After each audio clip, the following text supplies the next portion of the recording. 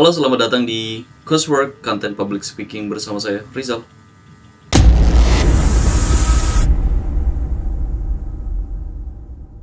Oke, pada video ini kita akan membahas growth mindset. Sebelum aku lanjut di video ini, aku ingin tanya dulu ke kalian generasi milenial. Apakah kalian termasuk orang yang percaya diri di depan umum? Atau minder dengan diri sendiri? Atau jangan-jangan kalian orang yang tidak peduli dengan pandangan orang lain terhadap kalian?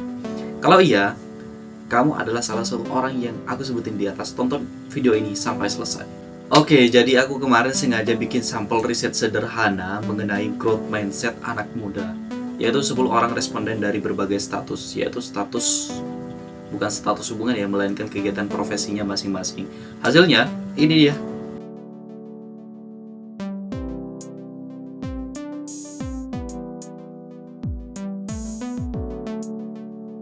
Oke, itu dia jawaban dari 8 pertanyaan dari yang aku ajukan ke responden.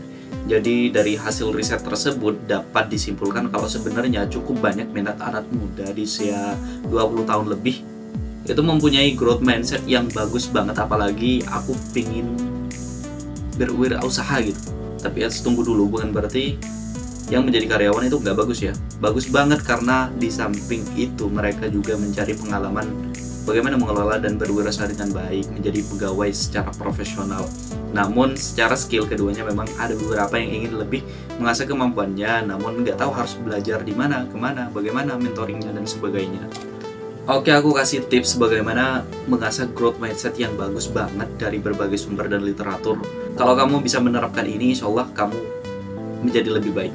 So we will never know the answer before you try, right? Oke, tips yang pertama, coba deh mengubah pola pikir kalau kamu berhasil bukan karena kamu pinter, tapi kamu percaya bahwa keberhasilan itu karena kerja keras, latihan, karena semangatmu untuk berkembang.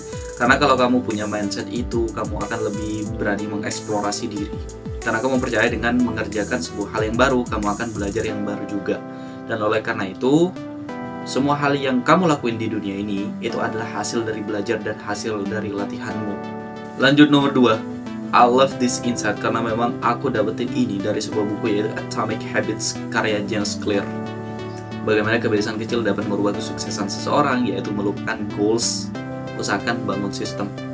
Seperti apa? Ini seolah-olah menekankan bahwa goals dan sistem adalah suatu hal yang berbeda. Goals adalah tujuan yang harus dicapai, tapi sistem adalah proses yang berpengaruh pada hasil tersebut. Setiap orang pasti pengen dong sukses, tapi tujuan aja nggak cukup sih. Sistem loh yang bikin ngebantu mencapai hasil yang kita inginkan. Banyak banget orang yang fokus pada hal yang salah, fokusnya malah ke tujuan, terus bukan proses yang diperlukan untuk sampai ke titik itu gitu loh. Nomor 3, membangun relasi. Keterampilan sosial yang bagaimana sih? Nah, keterampilan sosial adalah satu set keterampilan yang digunakan untuk berinteraksi dan berkomunikasi satu sama lain. Keterampilan sosial juga sering kali disebut sebagai social skill. Orang social skill yang baik bakal berinteraksi dengan sesuai gitu.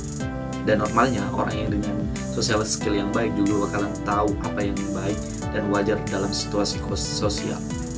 Jadi mereka bakalan ngelakuin interaksi sosial dengan tepat gitu saat mereka berinteraksi dengan komunikasi dengan orang lain. Ya, begitulah. Kelebihan itu bisa kamu pelajari sendiri, bahkan kita nggak perlu punya bakat sama sekali untuk punya banyak kelebihan. Well, tenang aja, karena kayak yang aku bilang barusan, ini tuh bisa banget dilatih dengan cepat. Dan paling penting adalah kalau kamu yakin dulu bahwa kamu bisa berubah, kamu yakin bahwa kamu bisa berproses, gak apa-apa pelan-pelan, asal berkembang gitu loh. Yang terakhir, banyak membaca. Jangan malas baca buku. Kamu tahu banyak manfaat yang didapat dari membaca. Menambah kemampuan berbahasa juga.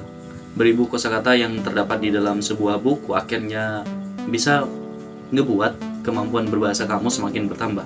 Kemampuan berbahasa ini bakal dibutuhin banget nantinya kalau kamu melamar di perusahaan. Karena memang keterampilan bahasa yang oke itu diperlukan. Itu aja sih. Thank you for watching and see you. Bye-bye.